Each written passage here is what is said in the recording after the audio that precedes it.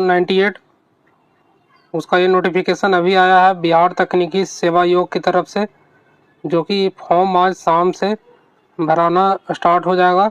तो इसका नोटिफिकेशन सारा देखते हैं क्या क्या दिया गया है, कौन कौन लोग फॉर्म भर सकते हैं। तो यहाँ पर इसको डिटेल में देखते हैं, वीडियो के लास्ट तक बने रहें। आपको ये देखने के बाद सारा कन्फ्यूजन क्लियर हो जाएगा, कैसे फॉर्म फिल करना है और क्या क्या डॉक्यूमेंट लगेगा, और एग्ज़ाम होगा या नहीं होगा, और ऑनलाइन एग्ज़ाम होगा या ऑफलाइन एग्ज़ाम होगा, सारा कुछ इस वीडियो में देखते हैं। तो यहाँ पर देख रहे होंगे, यहाँ पर लिखा गया है इसमें कि जो भारत के नागरिक हो वो फॉर्म भर सकते हैं, और बिहार के तो जो भी लोग हैं वो तो फॉर्म भरेंगे ही। तो यहाँ पर फॉर्म भरने का 4 तारीख से ये फॉर्म स्टार्ट हो रहा है और 1 अगस्त तक ये फॉर्म भराएगा। तो यहाँ पर इसका देखते हैं योग्यता। तो सबसे पॉइंट नंबर 1 में योग्यता है कि INC अप्रूव्ड कॉलेज से आप MSc नर्सिंग या BSc नर्सिंग बेसिक या पोस्ट बेसिक कोर्स अथवा diploma in nursing education and administration DNEA course में उत्तीर्णता के साथ 2 वर्षों का व्यावसायिक कार्यानुभव तथा तत्संबंधी प्रमाण पत्र होना आवश्यक होगा। तो ये देख रहे होंगे, ये खोज रहा है डिप्लोमा इन नर्सिंग के लिए के DNEA कोर्स यहाँ पर खोज रहा है। फिर यहाँ पर लिखा गया कि इंडियन नर्सिंग काउंसिल से सूटेबिलिटी प्राप्त रहना अनिवार्य होगा। और यहाँ पर सेकंड पॉइंट में देखते हैं, साथ ही बिहार परिचारिका निबंधन परिषद पटना से निबंधन रहना भी अनिवार्य होगा। तो INC अप्रूव्ड कॉलेज होना चाहिए या बिहार से अप्रूव्ड होना चाहिए। और इसका यहाँ पर दिया गया है कि इसका अभी केस चल रहा है कोर्ट में, याचिका दायर कर दिया गया है। तो यहाँ पर लिखा गया है अगर आपका नहीं भी है कॉलेज अप्रूव्ड, तो यहाँ पर लिखा गया है उक्त शर्तों को पूर्ण नहीं करने वाले अभ्यर्थियों से आवेदन स्वीकार किया जाएगा। अगर आपका नहीं भी है कॉलेज अप्रूव्ड और केस चल रहा है तो आप फॉर्म भर सकते हैं, और ये बहुत ही अच्छा वैकेंसी है। यहाँ पर लेवल 8 का देख रहे होंगे पेमेंट, लेवल 8 का यहाँ पेमेंट है लगभग 80 से 90 हज़ार रुपये आपको मिलेगा मंथली। तो ये अच्छा सैलरी होने वाला है। आगे देखते हैं, इसका देख रहे होंगे सीट, यहाँ कैटेगरी वाइज सीट दिया गया है। टोटल सीट है 498। तो यहाँ पर देख रहे होंगे अनारक्षित का 203, आर्थिक रूप से कमजोर वर्ग को 46, अनुसूचित जाति को 79, अनुसूचित जनजाति को 5 सीट, अत्यंत पिछड़ा वर्ग को 92, पिछड़ा वर्ग को 60, पिछड़े वर्ग की महिला को 13, और कुल 498 दिया गया है। 35% तो जानते ही होंगे कि ये रिजर्व है महिलाओं के लिए। और इधर दिया गया दिव्यांग के लिए दिया गया ये, और फ्रीडम फाइटर स्वतंत्रता सेनानी के पोता पोती नाती नतनी के लिए 10 सीट दिया गया यहाँ पर रिजर्व है। तो ये देख लीजिए अच्छा से। इसके आगे देखते हैं, आयु सीमा मिनिमम न्यूनतम आयु 21 वर्ष होना चाहिए, और मैक्सिमम एज अधिकतम उम्र सीमा अनारक्षित वर्ग का 37 वर्ष, और अनारक्षित महिला का 40 वर्ष 40 वर्ष होना चाहिए अनारक्षित महिला का। और पिछड़ा वर्ग अत्यंत पिछड़ा वर्ग पुरुष महिला को 40 वर्ष, अनुसूचित जाति अनुसूचित जनजाति पुरुष महिला को 42 वर्ष। आयोग द्वारा मैट्रिकुलेशन या समतुल्य प्रमाण पत्र में अंकित उम्मीदवार की जन्म तिथि मान्य की जाएगी। तो मैट्रिक का सर्टिफिकेट पर जो भी है जन्म डेट ऑफ बर्थ वही मान्य होगा। और यहाँ पर दिया गया है दिव्यांगों को अधिकतम उम्र के में 10 वर्ष को छूट दिया गया है। तो यहाँ पर दिव्यांग लोग को 10 वर्ष का छूट मिला है।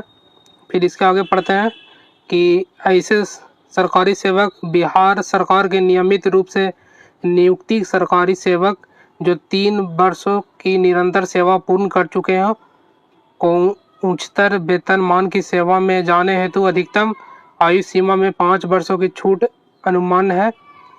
तो जो बिहार सरकार में नियमित रूप से नियुक्त सरकारी सेवक हैं तो उनको कॉन्ट्रैक्चुअल बेसिस पर जो भी टीचर होते हैं उनको 5 वर्ष की छूट दिया गया है।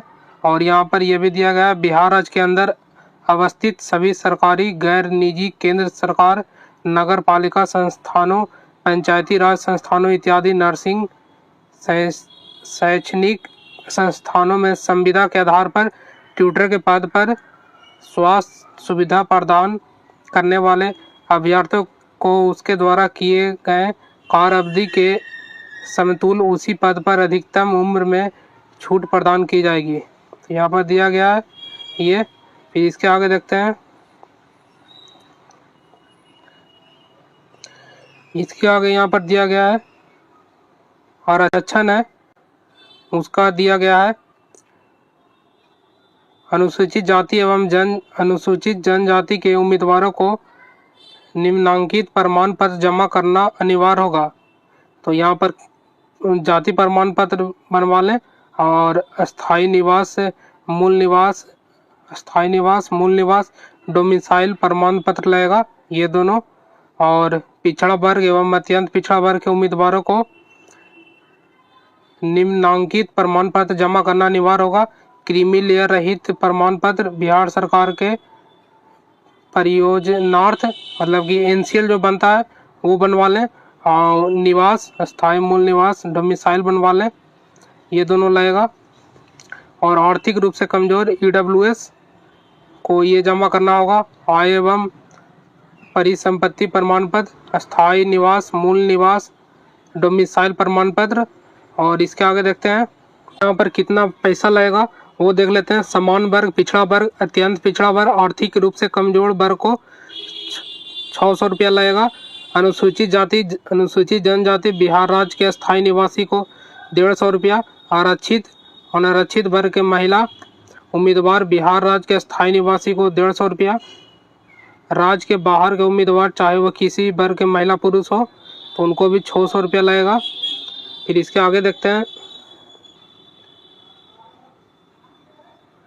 यहाँ पर दिया गया सभी कोटि के दिव्यांग अभ्यर्थियों को अनारक्षित श्रेणी हेतु निर्धारित परीक्षा शुल्क 1/4 जमा करना होगा।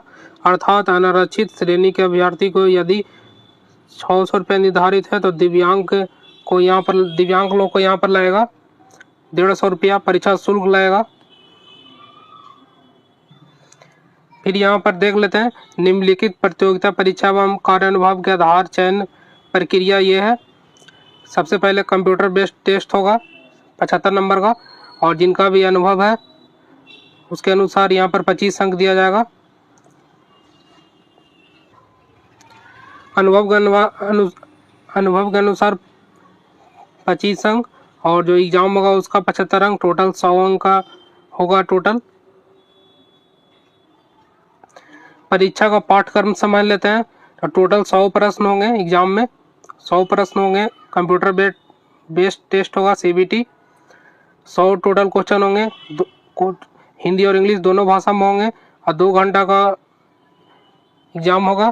टोटल 100 प्रश्न रहेंगे और सिलेबस रहेगा बीएससी नर्सिंग स्तरीय पाठ्यक्रम के आधार पर प्रश्न पूछे जाएंगे। टोटल 100 क्वेश्चन होगा 120 मिनट टाइम दिया जाएगा। तो यहाँ पर अगर 100 में से आप 60 क्वेश्चन सही करते हैं तो 0.75 मतलब कि 75% इसका निकाला जाएगा। 75% इसका निकालिएगा 60 नंबर अगर लाते हैं आप 100 में तो 45 होगा। और यहाँ पर निगेटिव मार्किंग भी होगा जो कि दिया गया है आगे। यहाँ पर निगेटिव मार्किंग 1/4 होगा। अगर आप 4 क्वेश्चन गलत करते हैं 4 क्वेश्चन का आंसर गलत करते हैं तो 1 नंबर काटा जाएगा 1/4 निगेटिव मार्किंग होगा।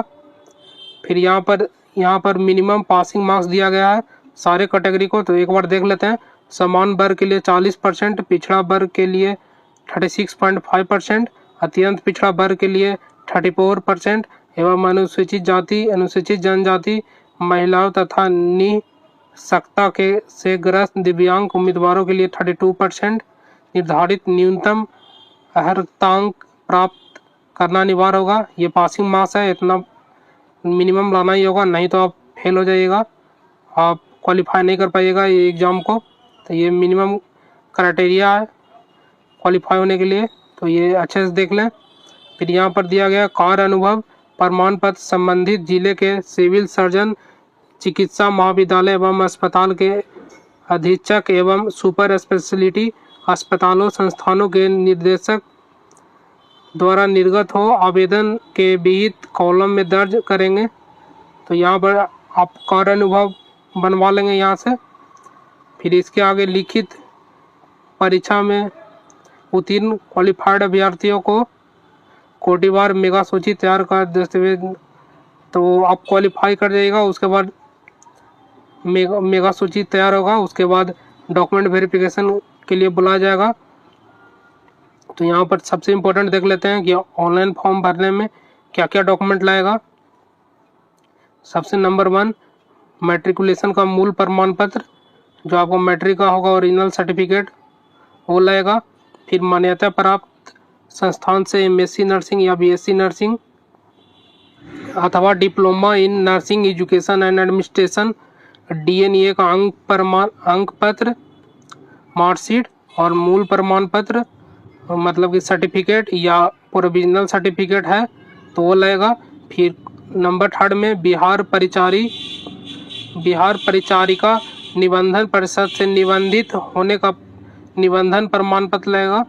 फिर बिहार राज्य से बाहर अवस्थित संस्थानों का भारतीय उपचर्या परिषद इंडियन नर्सिंग काउंसिल नई दिल्ली से अभ्यर्थी के सत्र में सीटेबिलिटी का प्रमाण पत्र लगेगा। अगर आप बिहार से बाहर के हैं तो इससे जो आईएनसी से जो है कॉलेज उसका प्रमाण पत्र लगेगा। फिर जाति प्रमाण पत्र लगेगा, क्रीमी लेयर और ईडब्ल्यूएस सर्टिफिकेट लगेगा। अगर आप इससे बिलोंग करते हैं तो जाति प्रमाण पत्र लगेगा। फिर निवास लगेगा।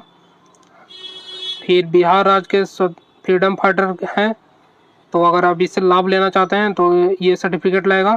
फिर दिव्यांगता अगर है डीक्यू डिसेबिलिटी कोटा तो उसका सर्टिफिकेट बना लें ताकि आपको मिल सकेगा आरक्षण। फिर कार्य अनुभव प्रमाण पत्र बनवा लें, उसको अपलोड करना होगा यहाँ पर। फिर इसके आगे देखते हैं। फिर यहाँ पर यह भी दिया गया है कि डॉक्यूमेंट वेरिफिकेशन में केवल वही प्रमाण पत्र अंक पत्र का मूल से मिलान कर सत्यापन किया जाएगा जो अभ्यर्थी द्वारा ऑनलाइन आवेदन में अपलोड किया गया है। तो मतलब कि आप जो अपलोड करेगा उसी से मिलान होगा, तो अच्छे से अपलोड करें।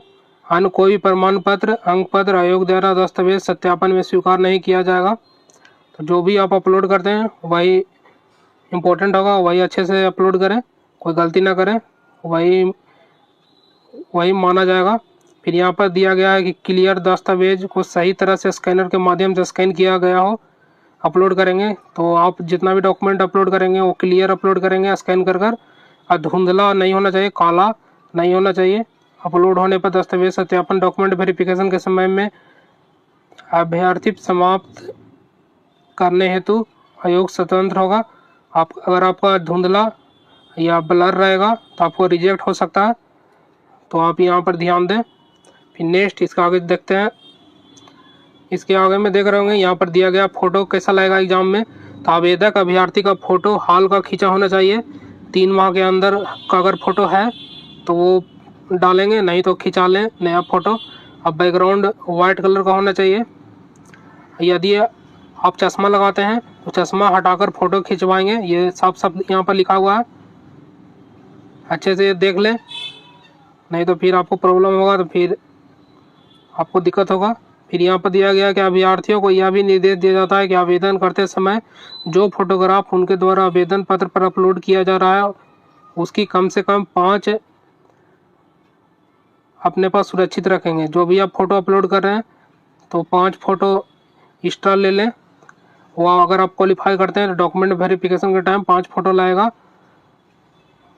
तो यहाँ पर दिया गया है। अब ये ख़त्म हो गया नोटिफिकेशन, तो आप लोग ये अच्छा से पढ़कर फॉर्म को अप्लाई कर दें। कोई भी क्वेरी हो तो कमेंट करें। वीडियो अच्छा लगा हो तो लाइक शेयर और सब्सक्राइब करना ना भूलें। Thank you.